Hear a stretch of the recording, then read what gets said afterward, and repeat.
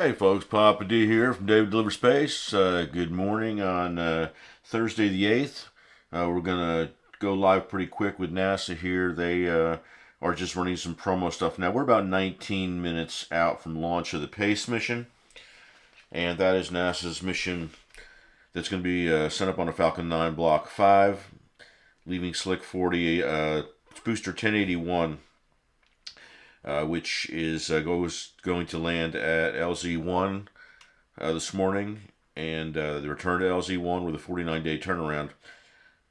We've got the 26th attempt, and for this Falcon 9. But the PACE mission, PACE stands for Plankton, Aerosol, Cloud, Ecosystem. And that is a NASA satellite that's going to study algae blooms and air quality. Pretty important mission. And we're going to be cutting over to this pretty quick. Like I said, they're doing a little bit of promo stuff now. And we're going to cover I figure about 15 minutes. We get into the meat and potatoes of the launch. But right now, the Falcon 9 is on the pad. They've begun fueling right now. Everything is showing as a go, and we are looking at an on-time T0 unless something changes, and that T0 is scheduled for 1:33 Eastern Time. So at this point, I will ask anybody that's out there that's a new visitor to the site here, to our channel, please consider subscribing. We attempt to do as many of the launches as we can, and as many of those launches live on site, and getting the subscriber base moving along good is a positive thing for YouTube. The AI platform will be able to get us out there a little bit further and get us a better reach and have more people come and enjoy the channel. So with that being said, again, we've got the SpaceX launch of the PACE mission out of Kennedy Space Center. And we'll switch over to the feed on that. And enjoy the last, looks like about 17 minutes to T0. And we'll join the NASA feed. And as always, I will say thank you to NASA. Thank you to SpaceX for the feeds they give us. For the opportunity to share the launches and the amazing science that they provide. So let's give a listen at T minus 16 minutes 42 seconds. Data. Where we are today, think of as the box of 8 crayons. And you can do a lot of amazing things with that.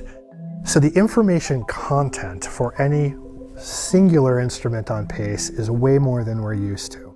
OCI is going to be the box of 96 or 128 crayons. And so suddenly, the tools you have at your fingertips will fill in all the gaps of color that we could possibly want. This observatory is going to provide global coverage every day.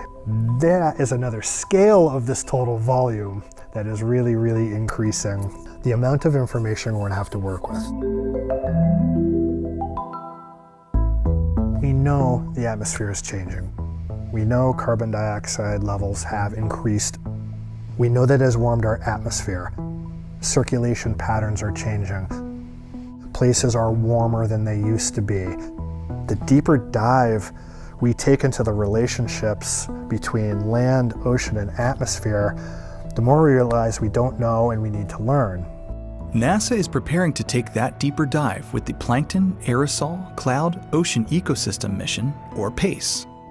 The exchange of carbon between the oceans, land, and atmosphere. The impacts of atmospheric particles on marine communities of phytoplankton. The changes these communities are experiencing in a warmer Earth. Reducing the uncertainty of aerosols in scientific climate models. PACE will improve our understanding of these complex connections and how these systems are affected in a changing climate. The color of the oceans can tell us a lot about our changing Earth systems.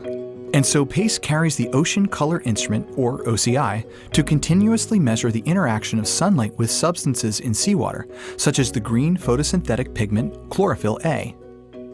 We're very good today at saying there's a lot of green, meaning there are a lot of plants. Where we want to go with OCI is what kind of plant is actually there. And so by looking at more color, you can actually start getting the subtleties of this green versus this slightly different shade of green, and then relate that to the composition of what you're looking at. PACE's other two instruments are multi-angle polarimeters, one hyperspectral and the other hyperangular. Together, they'll take on aerosols, tiny airborne particles, and clouds, both of which change how sunlight interacts with the atmosphere.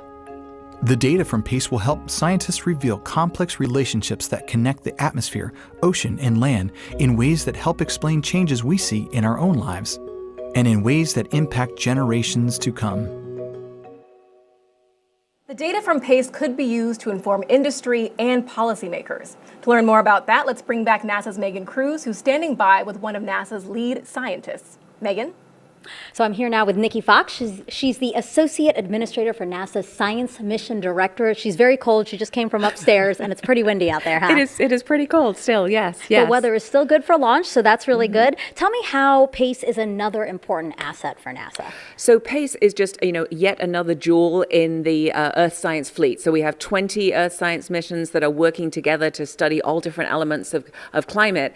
And PACE is joining that amazing fleet with this kind of unique capability of looking not just at the health of our oceans and all of that, but also at the health of the air that we breathe. Yeah, how is it that these small little things in the ocean, in the atmosphere, the phytoplankton, and also the aerosols, how are those key for us to understand climate change?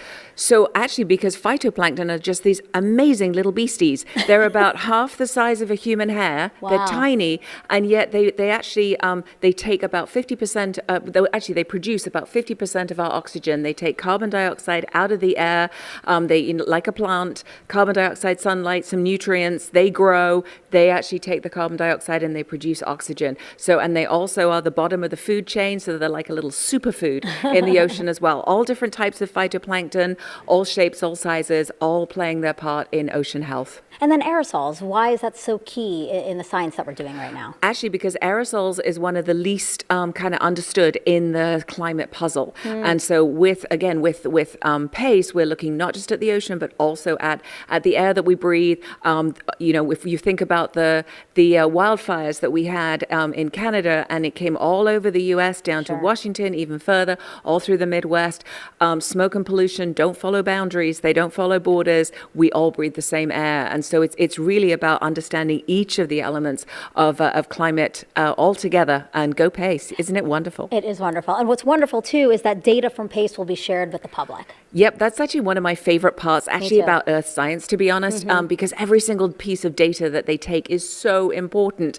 And it is about getting this critical data and this sort of cutting edge science with these first of a kind observations that we make with our NASA spacecraft, getting it into the hands of people that need it, people that make decisions, our stakeholders that look after us as a community, make sure the drinking water is safe, make sure that the air we breathe is safe, and then also to our friends that our farmers, our fishers, everybody that really needs this critical data. And so getting it out, making it usable, accessible, making it easy to understand, and also getting it into our Earth Information Center, which you can see at earth.gov.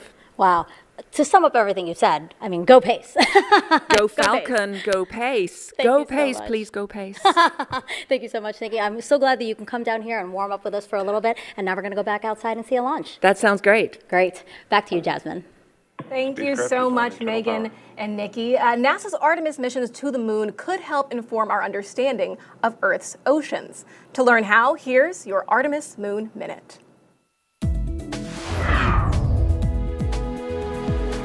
Observing and monitoring the world's ocean from space requires very accurate measurements. And in the harshness of space, measurements from instruments in orbit can drift in accuracy, impacting the quality of satellite observations of Earth. So, we turn to the moon for help. During NASA's Apollo era, scientists at the U.S. Geological Survey used lunar samples to develop the concept of lunar calibration, which uses the moon as a benchmark for fine-tuning the accuracy of satellites observing Earth. And NASA's Artemis missions could provide new data to further improve the accuracy of lunar calibration for satellites. NASA's PACE mission will take regular measurements of the moon to make sure its instruments continue to provide accurate data needed to understand how the Earth's atmosphere and ocean are changing. That's a look at your Artemis Moon Minute. So Laura, let's talk about that lunar calibration we just mentioned. How often will PACE take those measurements of the moon? PACE is going to be looking at the moon twice every month, and it's important to realize that we've been using lunar calibration for a long time. CUIFs, MODIS, and VIIRS, all of these top-of-the-art sensors that we've used to look at the ocean so far, all have looked at the moon, and the moon is really important to make sure that we continue to have that high-quality data that is coming from our sensors. Mm-hmm. Now, that's really neat to see that, we're actually using the moon to get a better view of Earth, so thank you so much for that, Laura. All right, so now we are only about 8 minutes and counting from liftoff. So let's take a look back at Daryl and Mick to walk us through the final moments of the countdown and liftoff. Take it away. All right, thank you very much, Jasmine and Laura. And we are back in Hangar EAE, where we've been monitoring the propellant tanks getting filled. We got 1 out of 4 down, 3 to go, and that's the 1 RP1 tank on the Stage 2. On the Stage 2. Mm-hmm. And then, of course, we've got the LOX, both Stage 1 and Stage 2, still filling up right now. Yeah, Stage 1 RP1 is almost complete. Team is continuing to fill the commodities in there and get ready for engine chill and preparations for launch this morning. But so far, things are going really well. And there you see the Falcon 9 out at the pad, Slick 40, as the propellants are flowing in. That super chilled liquid oxygen condensing the warm Florida air, which is not as warm as it's normally been at 59 degrees, but it's still humid, so you're going to see it condensing the air. And Mick, this booster, though, this is a pretty young booster overall for SpaceX. Only 3 previous flights. We have a graphic to illustrate the launches that this rocket has accomplished. And there you see it all began with Crew 7 back in August of 2023, followed by another trip to the International Space Station with CRS-29, and then finally Starlink 634. So it had a human spaceflight mission. It went to the International Space Station. It also did a Starlink, and here is number 4 with PACE. Yeah, Daryl, we're very excited to be the 4th flight on this booster. Launch Services Program actually supported our commercial crew program, our sister program, on that Crew 7 mission. We looked at this booster and did some hardware reviews for them, and so we've got started. So we know a lot of history about this booster, and as things move forward. There we just heard the call out for engine chill starting for getting things ready for launch this morning, as we have the RP1 and LOX filling up the tanks. Yeah, those tanks are mostly full as we're looking at the rocket here from a distance, getting ready to complete that. In fact, we should hear a call out in just about 30 seconds that the Stage 1 RP load is complete. And then we'll start moving through a number of milestones where we get that rocket ready to be on its own. Yeah, absolutely. The team will finish that up, and then they'll start their sequencing to get ready for the flight computer. Stage 1 RP1 load is complete. And there we heard the call out for Stage 1 RP1 load complete. And as I was saying, the flight computer then will take over as sequencing the vehicle to get ready for launch as it sends on its way on that 98-degree inclination that you and Jimmy talked about. It's a steep inclination. It's going to get up into space in a hurry. A Cape Polar Orbit, which hasn't happened for NASA from this location in 60 years. It's an exciting time to see a rocket flying to the south, going over Florida and Cuba. Yes, heading south and then making a dog leg to get into that polar orbit. Normally we would do these from Vandenberg Air Force Base out in California, but due to the performance and things that we have on here on the Eastern Range with this Falcon 9, we can do this Cape Polar Orbit out of here. And so very excited to see that happen after 60 years. A number of milestones coming up here shortly in just a few seconds. We're going to retract the strong back that's holding the rocket in place that you see out there on the pad. And we're also going to get the spacecraft on internal power. Test Director Nusha Hagani and her team getting ready.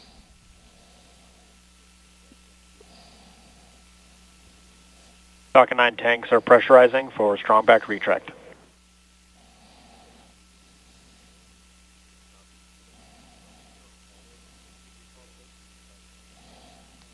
So there we heard strong back retract, as you mentioned, Daryl, and also heard from the launch manager and the SMD for the spacecraft that they are on internal power and configured for launch. So things are moving along here very quickly as we get ready to get down to T0. Strong back retract has started.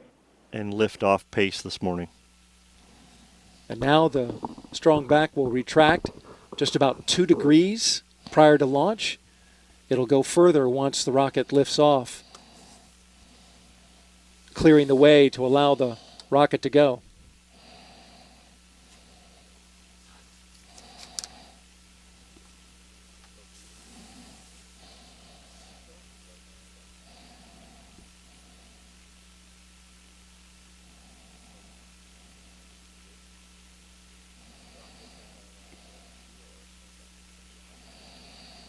And we're waiting check out from LD, the NLM. This is NLM on countdown net. LD. Pace is go for launch. Copy. All right, NLM Okay, Tim folks. Dunn giving the You go hear for the- launch on the for the NASA net. team, the spacecraft team, and Launch Services Program. SpaceX now proceeding forward. Yeah, things are progressing. That's good to hear that the spacecraft's on internal power and everybody's ready to go. We should be coming up on LOX load complete here in about 15 seconds for stage 1 and about another minute for stage 2. But as we're looking at the data here in front of us, Daryl here. And as you heard, folks, just wanted to break in there. The LOX load on stage 1 is complete. Stage 2 is coming up shortly. The launch director just gave the go from the perspective of NASA and the payload. Payload's looking healthy. They're going to be looking at an on-time T0 in about 3 minutes. At 1 minute, the spacecraft, Falcon 9, will be taking over the launch. They will get the Falcon 9 will get the count, and all the decisions will be made internally by the computers on board. If there is a reason to scrub, certainly ground can do that, but the onboard computers will be making all the decisions starting at T-1 minute, just about a minute and a half. So we'll pick up the launch net and enjoy. And second stage commits us to this time, and things are looking good. There was a slight adjustment to the T0. Mick, it was 1:33 and 32 seconds, but it slipped 4 seconds due to a COLA real quickly. Why is that? Yeah, Stage 2, LOX load is complete.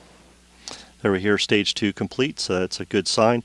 But the COLA is our collision avoidance analysis that we need to do to make sure we don't hit something that's in space already as we lift off and ascend this morning. And the original time, as you said, was 1:33:32, and we had 4 COLA conjunctions this morning for those seconds, so we went to the next Ground gas closeouts.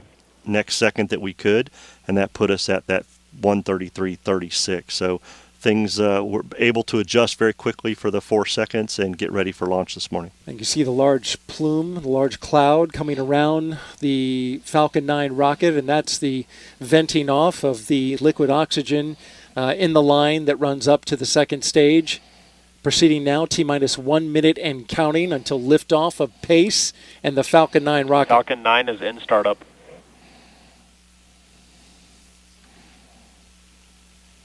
So there we hear Falcon 9 in startup, configuring all the systems. Autonomous FTS is being configured. The systems are being configured. SpaceX launch director, go for launch. And there's the big moment. T-minus 40 seconds and counting. Many on the Pace spacecraft team now going outside to watch this launch. It should be a beauty. T-minus 30 seconds.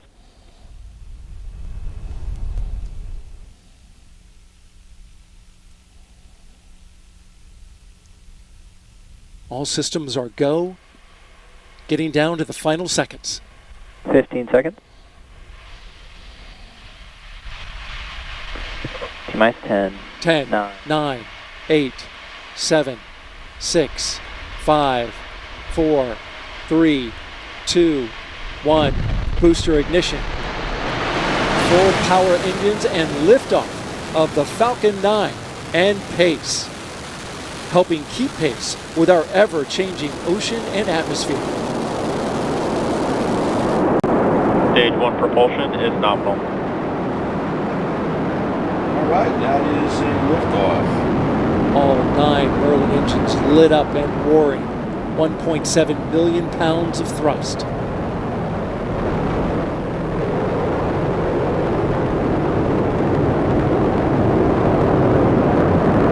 Chamber pressures on the telemetry are feeling good here, Daryl. 9 engines performing very well. It's great news. Power and telemetry nominal. Makes its steep climb into its orbit. We ride about 2 minutes on the first stage. A view from the rocket camera. Vehicle supersonic. Here we hear Falcon 9 supersonic coming up on max Q, maximum dynamic pressure on the launch vehicle. Max Q. And there is max Q. Pass through max Q, the vehicle continues to perform nominally, all 9 engines firing.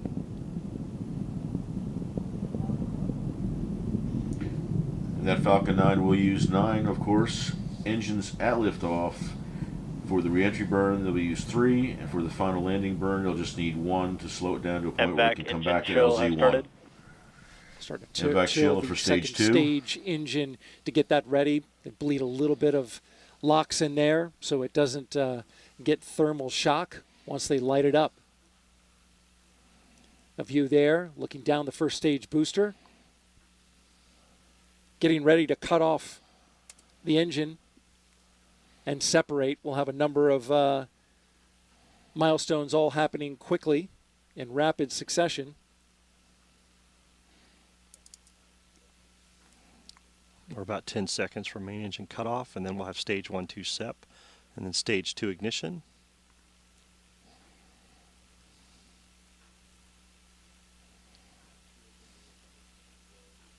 Looking up towards the payload. Stage separation confirmed. There it goes. And The there's first stage stage of the separation. rocket. Second stage now lighting back up. ignition.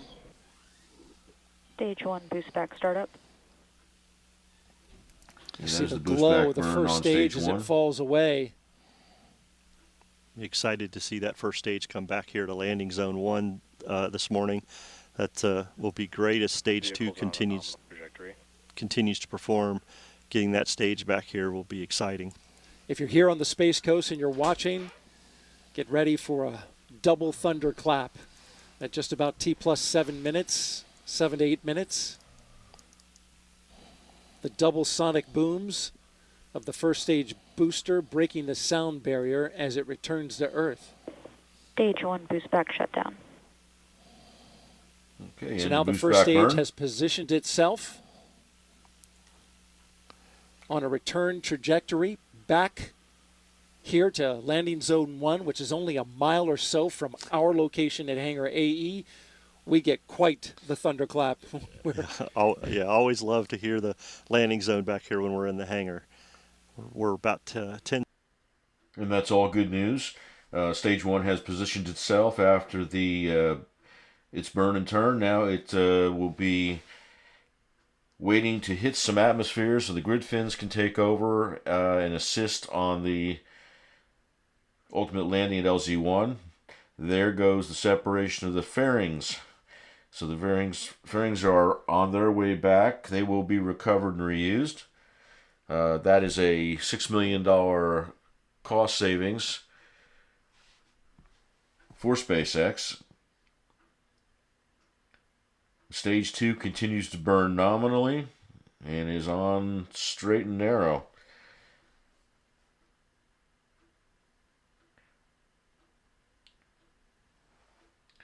We will be looking here in just a couple minutes, I believe, at SECO. And then the process of recovering stage 1. And again, those in our area and on the Space Coast area will be able to hear the re-entry, the sonic boom that's caused by that, and also hopefully see a little bit of that stage 1 making its way back to Kennedy. All looking good right now at T plus 5 minutes and 8 seconds. Stage 2 continues to burn nominally.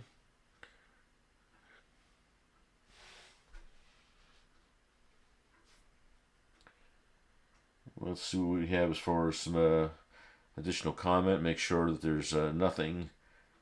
And that is the Space Coast coming up from the Stage 1 booster. Beautiful evening. Coast. It's a pretty shot. I love that shot. Seeing the coast of Florida come back into view. 2 more burns left. Stage 1 entry burn startup. That's the first one, the entry burn, for about 30 seconds. You see it lighting up now. Grid fins are out to help give it a precision landing, guiding the first stage booster back to landing zone 1. Split screen now. Well, we did have it. There's Stage a shot. 2 FTS is saved. A beautiful There's shot. a shot of the booster coming back down from the ground. Of that Stage 1 re-entry entry burn. shut down. Stage 1 FTS is saved. FTS is saved. That is the flight termination system, as in you all comes know. the first stage booster. Second stage continuing on a nominal trajectory.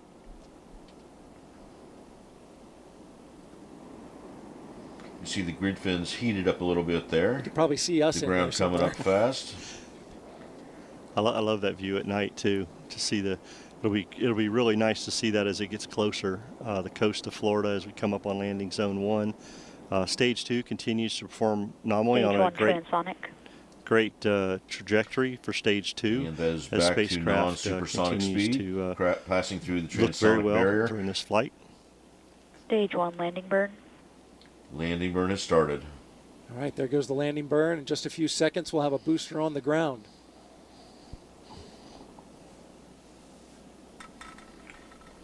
And that is a single Merlin engine.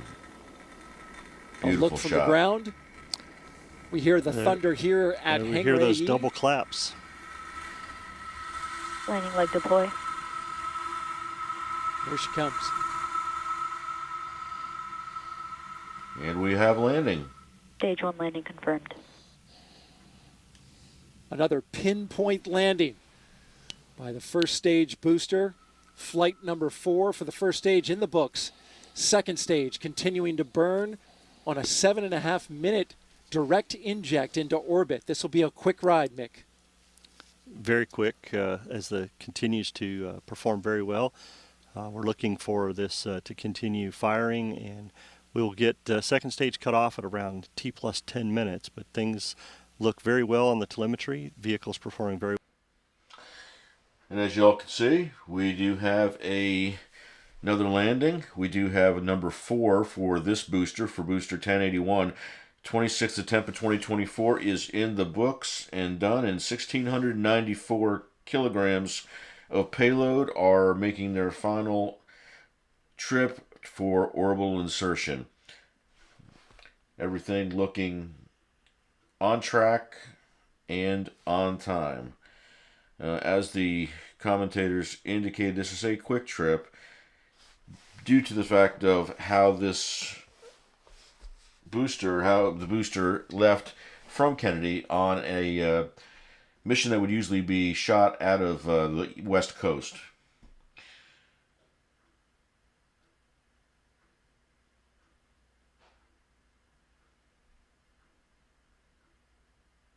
Stage 1 continues. Stage 2 continues to burn. And we should have SECO coming up here in a few minutes. And then Pace will then, a few minutes later, from the look of the timeline, be separating.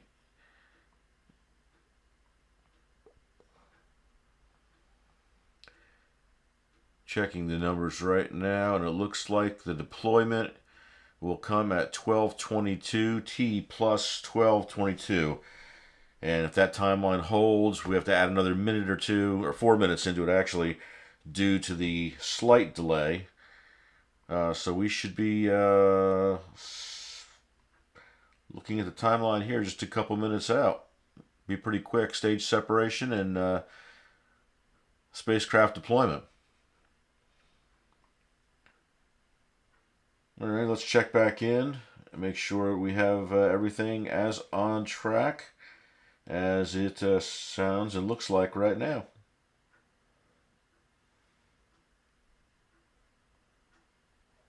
Back shutdown. All right, there you have it. And we're going to coast for a few minutes and take a look at the forward-facing camera so we can see the PACE spacecraft, which is being monitored by the spacecraft team.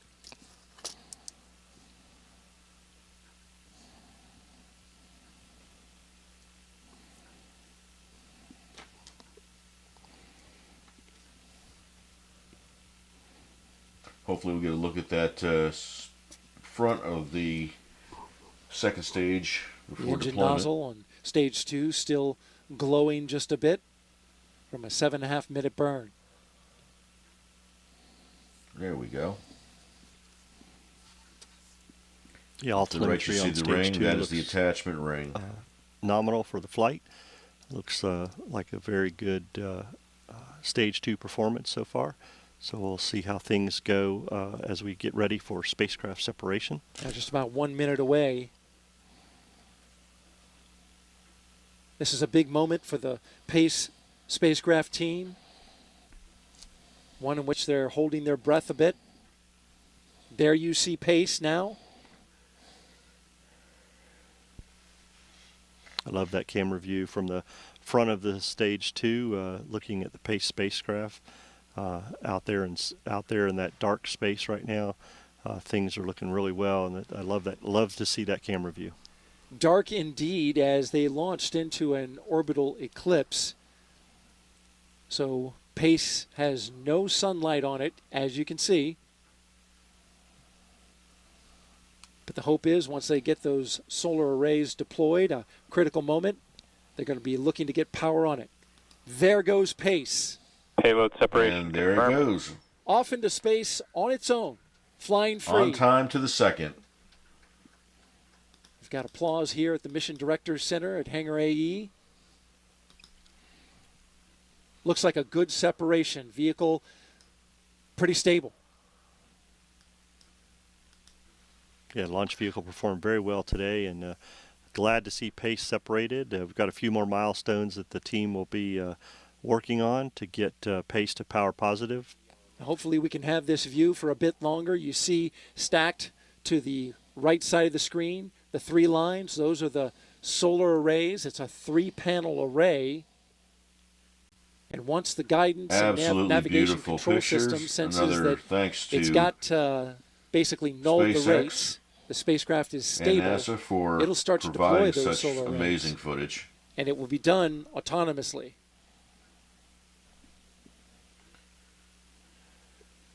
It's dark out there, so we're starting to lose our view.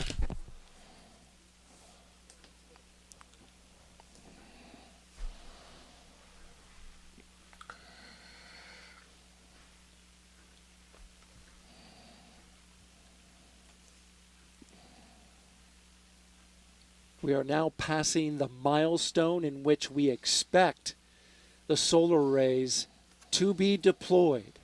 Again, this is the expected milestone.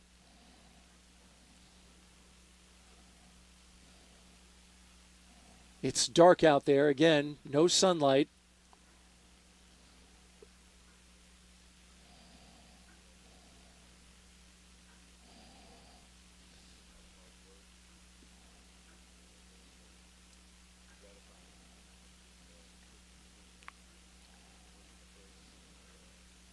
Now you're looking at a view of inside the Mission Directors Center. That front row there, staffed by the team from the Goddard Space Flight Center as they look anxiously at their monitors.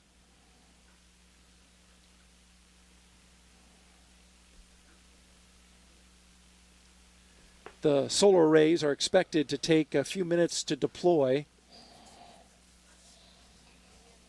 If it holds to the milestone,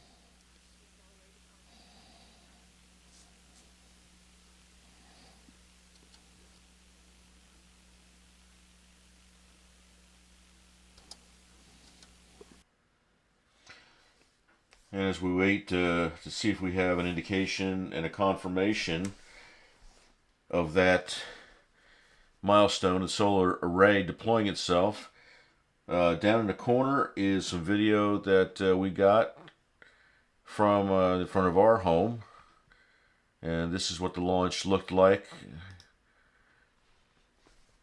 from approximately 60 to 61 miles away from the launch pad.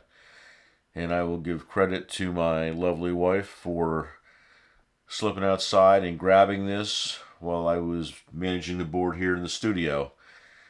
But you can tell we had a relatively clear night and a absolutely amazing, beautiful launch.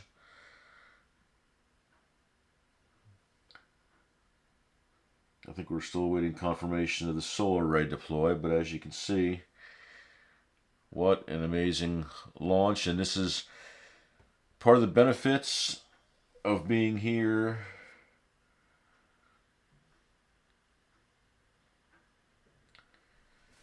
in Central Florida. Look at the tail on that stage one.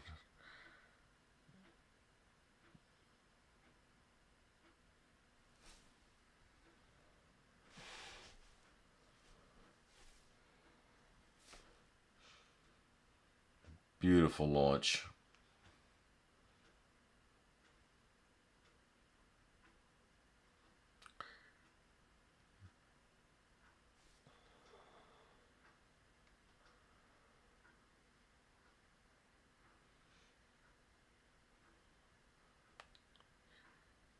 A chilly night here in Central Florida, but nonetheless a clear night.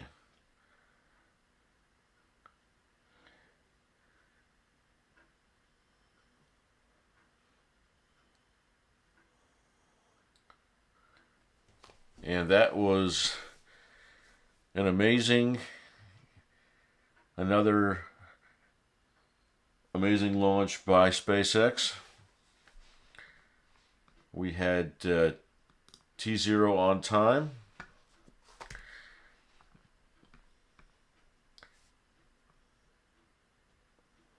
There we go. And T0 on time had to be a 4-second reset, as they indicated earlier, because of some debris in orbit that would have caused an issue. So adjustments were made, and that 4-second change in the clock, and we had a successful launch, a successful deployment. PACE has been deployed. We weren't able to see the solar arrays being deployed, but short of that, everything was where it needed to be and when it needed to be, and we were able to catch it all. So thank you again to NASA and SpaceX for putting that footage out there, that live footage in the commentary. It allows us to share this and educate the public, and that's the mission pretty much of this channel. We like to put out there what is available, with us being where we are located, and share that with our viewers. So at this point, we will call it a stream. Thank you again to our subscribers. Again, asking for anyone that has found us for the first time or has come back and is not yet a subscriber, please consider subscribing to our channel. The ability to get those subscriptions, those likes on the videos, certainly all impact with YouTube that we're out there further and be able to be seen by many more people. And that's the goal. We want to put out the videos, we want to put out the live launches, and have as many people as possible enjoy it, learn from it, and get excited about it, because this is going to be a banner year. SpaceX is planning somewhere in the 150 range as far as launches go, not including Starship. We have a Starship potential Starship launch this month. Far as I know, we're still waiting on the FAA, but things look good for the license.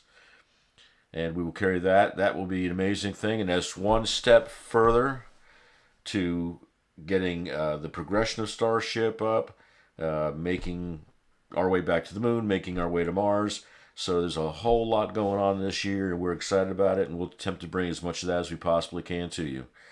So with that being said, this is Papa D. Thank you so much. We'll see you at the